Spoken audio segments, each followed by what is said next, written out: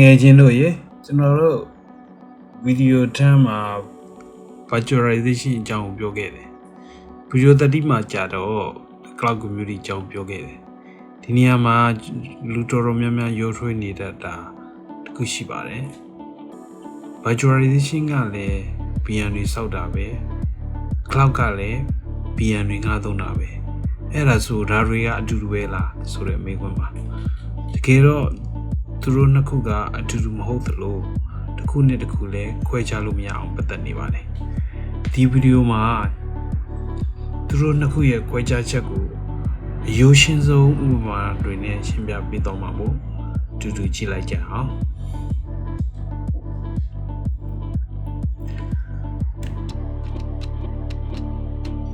လွယ်ဆုံးဥပမာတစ်ခုနဲ့အရင်စပြောပါမယ်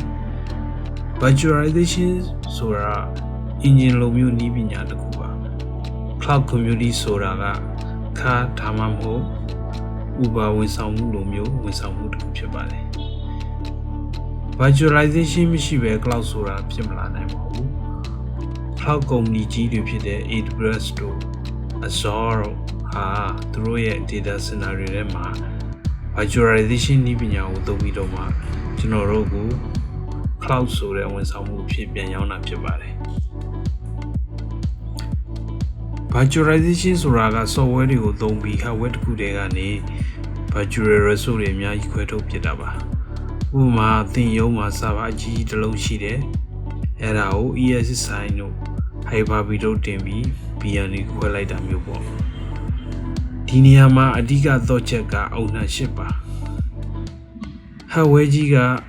သင်ရှင်မှာရှိနေတယ်သင်ကိုယ်တိုင်ဝယ်ထားတယ်သင်ကိုယ်တိုင်ပြင်ရမယ်မိပြရင်သင်ကိုယ်တိုင်မိဆက်လို့ရမယ်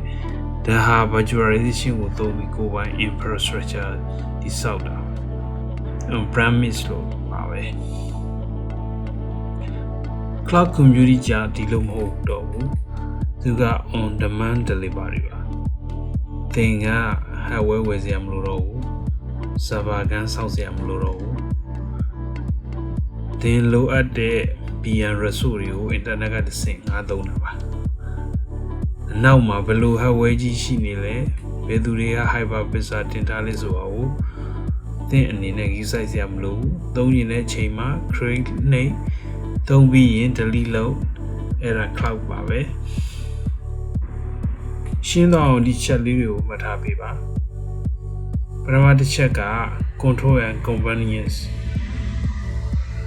virtualization မှာ hardware ကအစကိုယ်တိုင်ထိန်းချုပ်လို့ရတယ် full control ရတယ် cloud မှာကြာ hardware ကိုထိန်းချုပ်လို့မရပေမဲ့အဆင့်သင့်သုံးရုံပဲဆိုတော့အဆင်ပြေမှု convenience ကိုရတယ်ဒုတိယချက်က scalability virtualization မှာ resource ထပ်လို့ရင် hardware အသစ်ထပ်ဝယ်ရတယ် cloud မှာတော့ cloud တစ်ချက်နှိပ်လိုက်ရင်ရှိသလောက် resource တွေကအလိုလျောက်တိုးလာမယ်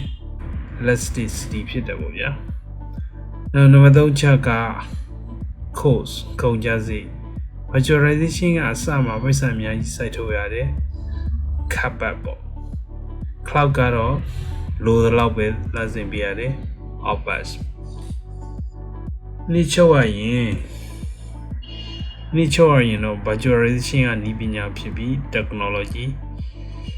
cloud ကဒီနည်းပညာကိုသုံးထားတဲ့ဝန်ဆောင်မှုစာပေဖြစ်ပါတယ်ကိုယ်လုပ်ငန်းအတွက် control ကိုဦးစားပေးရင် virtualization ကိုကိုယ်တိုင် run မယ်မြန်ဆန်မှုနဲ့လွယ်ကူမှုကိုဦးစားပေးရင်တော့ cloud ကိုသုံးကြတာပေါ့ကဲဒီတစ်ခုရဲ့ကွာခြားချက်ကိုသိချသဘောပေါက်သွားပြီလို့မျှော်လင့်ပါတယ်နောက်ဗီဒီယိုမှာတော့ IT သမားတိုင်းသိထားတဲ့ network အခြေခံတွေစီကိုပြန်သွားကြပါမယ် channel ကို subscribe လုပ်ထားဖို့မမေ့နဲ့နော်အားလုံးကျေးဇူးတင်ပါတယ်